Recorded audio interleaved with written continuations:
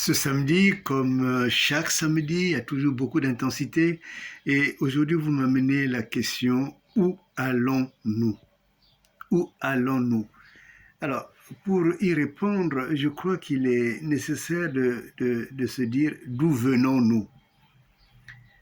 Euh, j'ai envie de dire pour cette partie, la question, nous venons d'une grande servitude.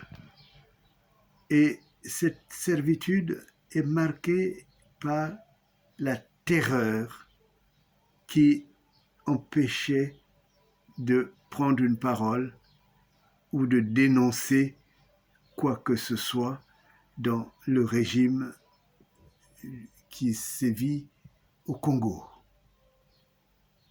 La terreur parce que quand on regarde la carrière de Sassou, c'est des crimes énormes. J'ai envie de dire, il n'y a que la mort. Et cette mort, évidemment, elle n'a pas éliminé n'importe qui, mais elle a éliminé des hommes et des femmes qui, à l'époque, on croyait forts, qui étaient des symboles forts, je dirais, du pouvoir. Non seulement le pouvoir religieux, c'est le cas du cardinal Biayenda qui a été enterré vif sous un modèle rituel, enterré par Sassou. C'est le cas des présidents qui ont été assassinés sous la terreur.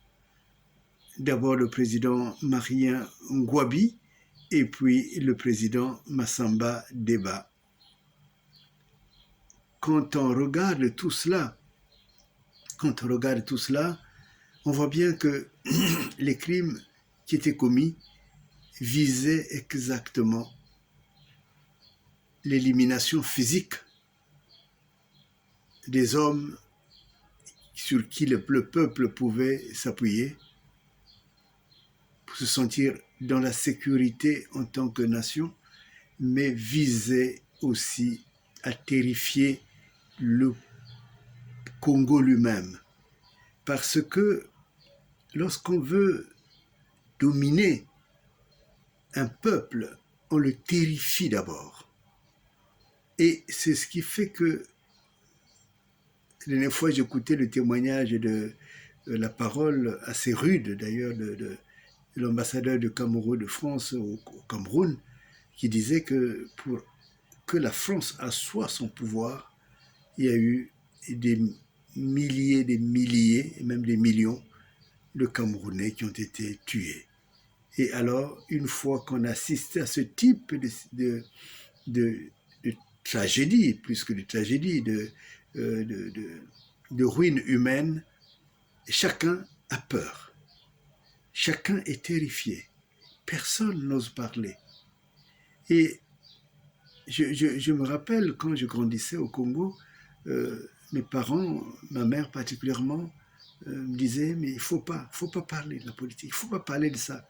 C'est-à-dire qu'on enseigne au peuple de rester esclave. Un esclave ne dénonce jamais son maître. Nous venons de cela. Nous venons aussi de la situation de l'impunité.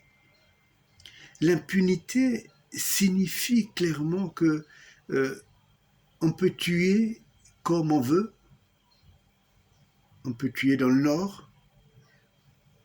À Inonga, c'est ce qu'on connaît. Ikonongo, c'est ce qu'on connaît. On peut tuer dans le sud. Et principalement, il y a eu ce génocide que j'ai dénoncé. Mais on peut tuer aussi à Brazzaville. C'est ce qui s'est passé dans le cas de Kolela.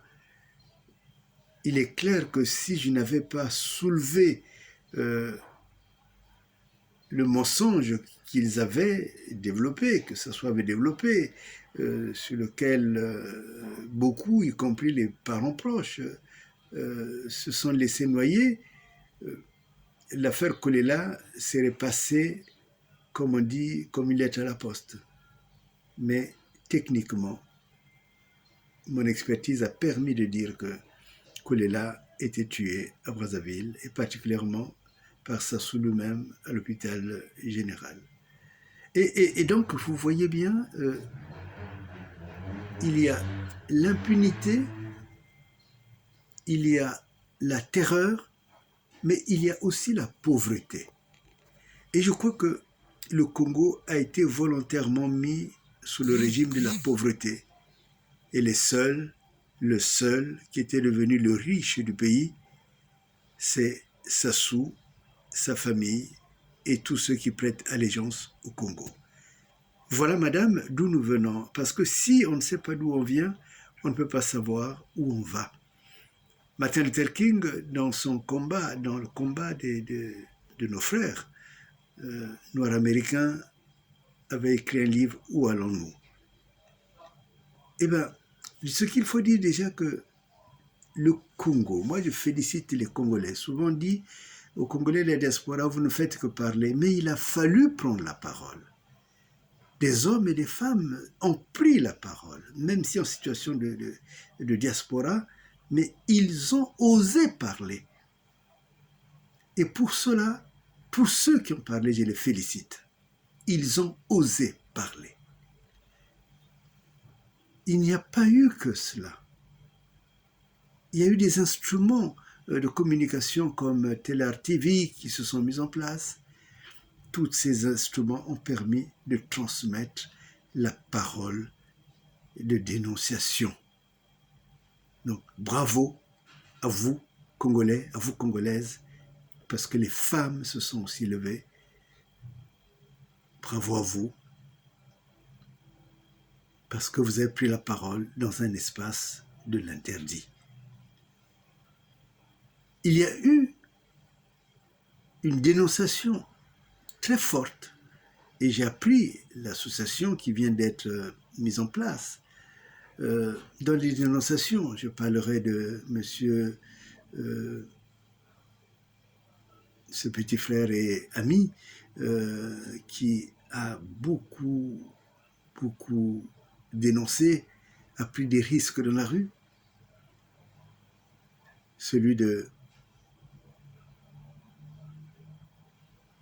vous tous vous connaissez, qui a aussi, pas seulement des dénonciations, montré les immeubles des hommes et des femmes qui sont au pouvoir ou qui ont exercé le pouvoir, mais également des hommes et des femmes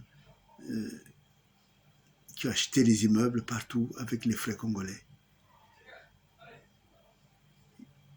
Et il a aussi entrepris de montrer des documents qui étaient secrets, que l'on voulait, qui cachaient la vie de Sassou Nguesso particulièrement et de toute sa clique. Et il fallait du courage pour le faire. Et ce frère mérite aussi l'attention.